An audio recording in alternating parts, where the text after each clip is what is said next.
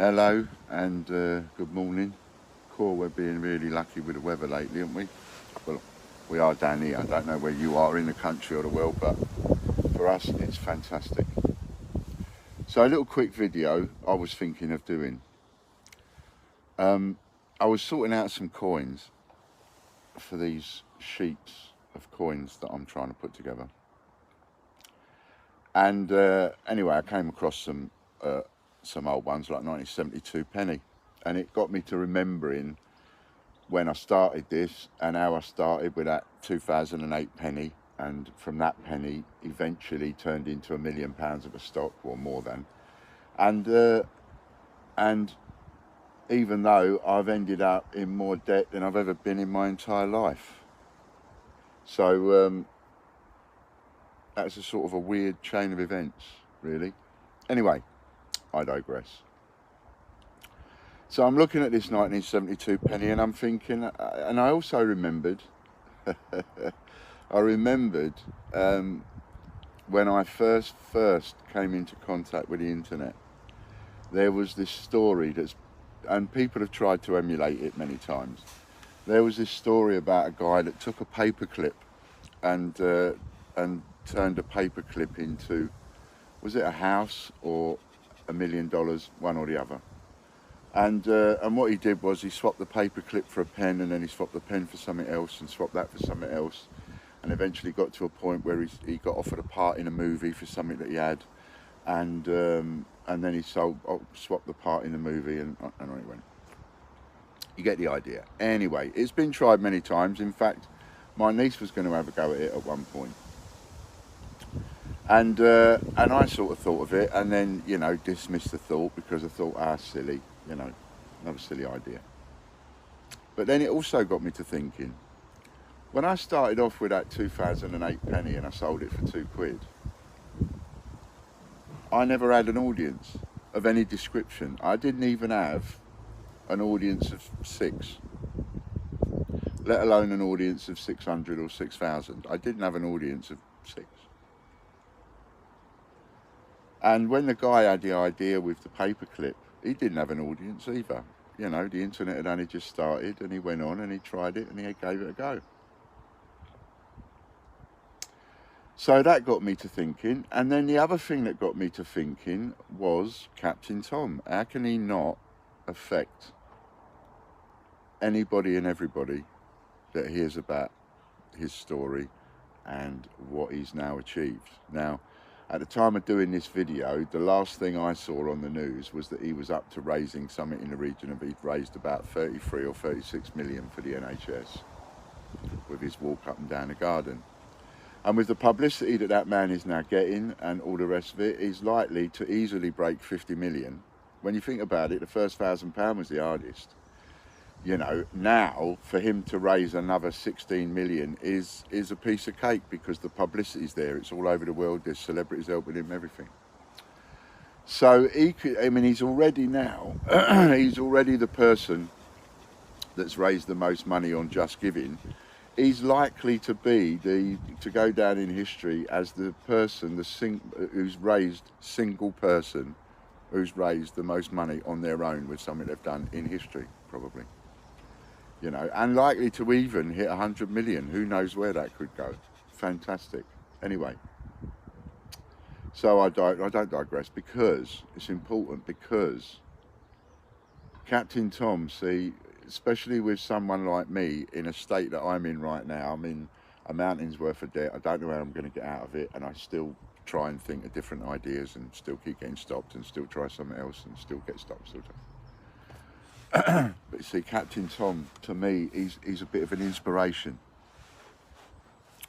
because if I'd have said to any of you, if anybody had said to me, I've got a great idea, fantastic idea I've got, my 99-year-old granddad, we're going to get him to walk up and down a garden and raise money for the NHS, and I reckon that'll bring in millions and millions and millions of pounds.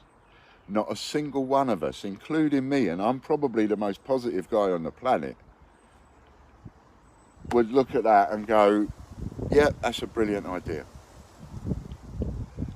Now, Admittedly, he never set out to raise millions of pounds. He only set out to raise £1,000. He's just going to have a walk up and down a garden to try and raise £1,000, probably with friends and family. But the point to the whole story is the man is 99 years old and finds a way of not giving up, finds a way of not being one of those people that just goes, I'm too ill, I'm too old, I'm too this, I'm too that. I'm just going to sit in front of the television all day. You know, he's found a way of being able to shake himself out of the chair a bit, have a little word with himself somehow or other, and decided, I'm going to have a little go. I'm not going to be one of those. It don't matter that I'm 99 years old. I'm going to give it a bash. And you can imagine what he's probably thinking. With everything I've been through, really? That's nothing. That's a walk in the park. No, it's not. It's a walk up and down my front garden. So, you know, on one hand, it's an easy thing for him to do. On the other hand, it's really difficult because it's an easy thing to do because he's obviously been through worse as a captain. But it's a difficult thing to do because of his age and one thing and another. Point is, if you get what I'm saying, the man is an inspiration. Especially to people like me, to say to people like me, it don't matter how stupid your ideas might be. It don't matter how daft they might be. It don't matter how many ideas you come up with that fall on their arse, it says to me. It says to me, just keep coming up with them. Just keep coming up with them and coming up with them and coming up with them and coming up with them. Because there is nothing else apart from giving up, gluing yourself to the chair, and gluing your hand to the remote control and the other one to a cup of tea. What else? You know, so life is worth a bit more than that. Life, you know, and so I see Captain. I see the Captain as a huge inspiration for other people, and certainly for me in my position. Thank you very much, Captain Tom, is what I say. Thanks for reminding me that, you know, it don't matter. All that matters is you get up and have a go. That's the only thing that matters. Don't matter that you sound shit on the stage. Just get up and have a go. That's what matters. Get up and have a go. Anyway, so leading on, so I decided, why not? Let's see where it goes. You know, what's the worst thing that can happen?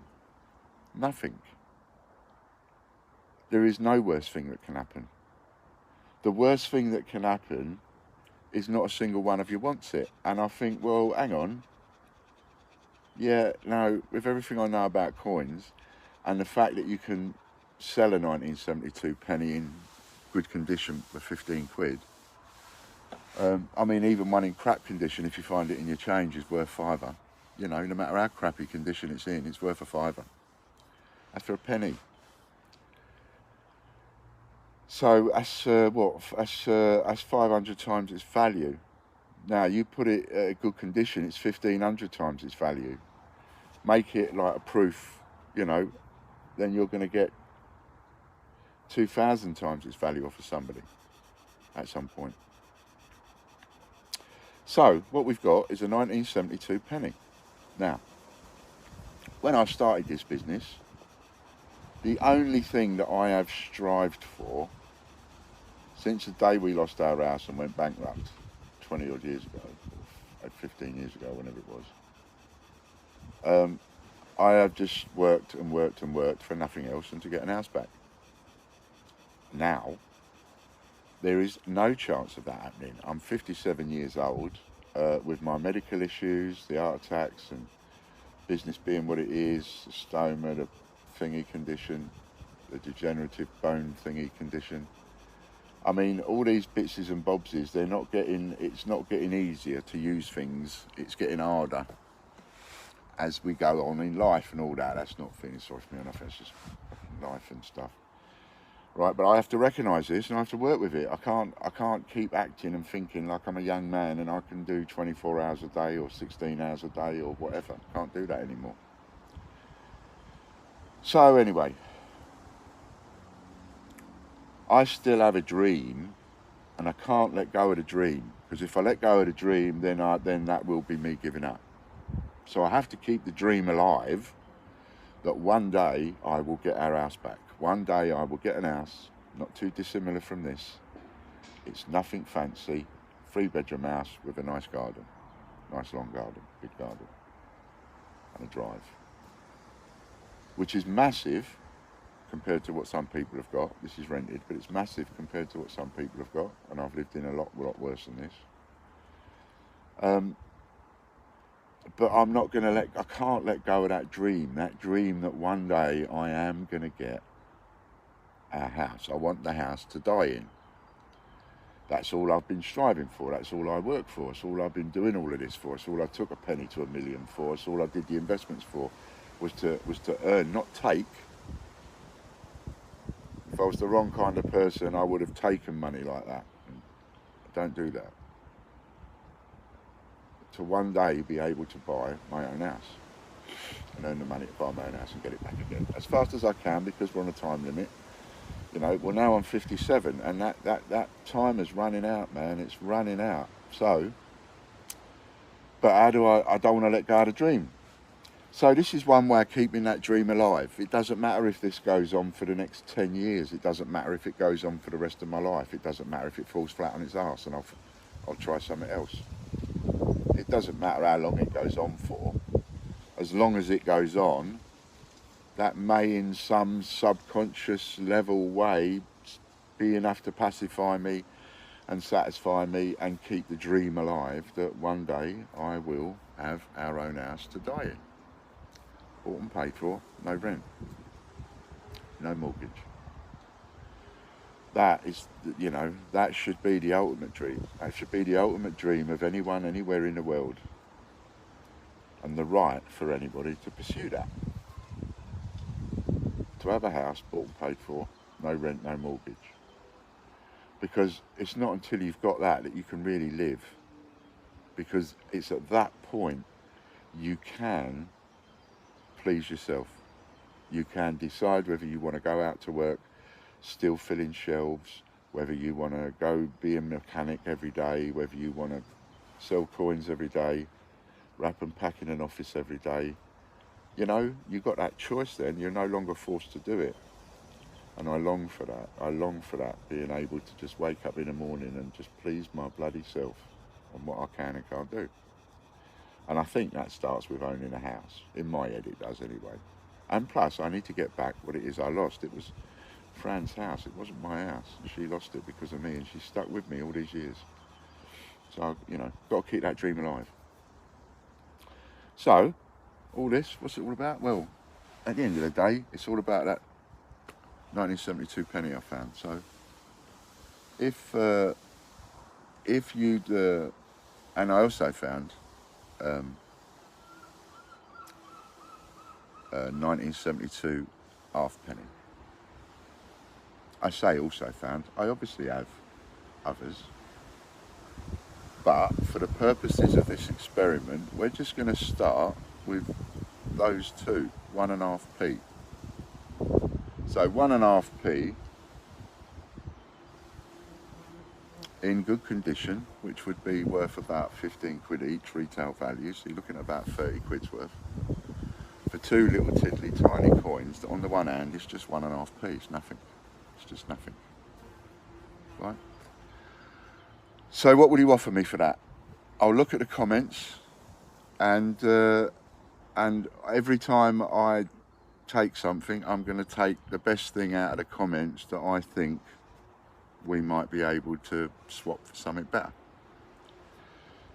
So, pardon me. So, yes, I'm still going to do the videos and one thing or another. I'm still trying. I'm still going to do your heads in with different ideas and one thing and another. But this is a separate little experiment, and it will give us a regular little video to do, because we'll do a little video, and in every title or whatever I'll put, you know, swap for a house in the title.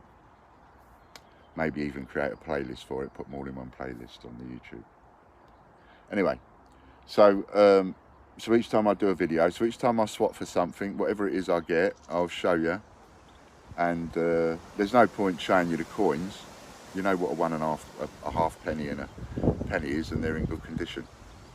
So, or I'll just pick two that are in good condition, essentially. You know. So there you go. So what will you offer for that? And I wonder how far I can take this. And this will be a separate little something that I'll do.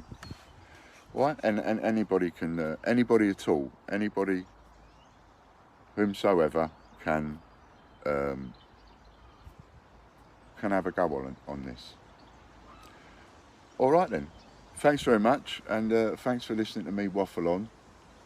I mean, I could have told you all this in like 20 seconds flat, but I wanted to let you know why I was doing what I was doing. All right, thanks a lot. Bye for now. Be safe, everybody.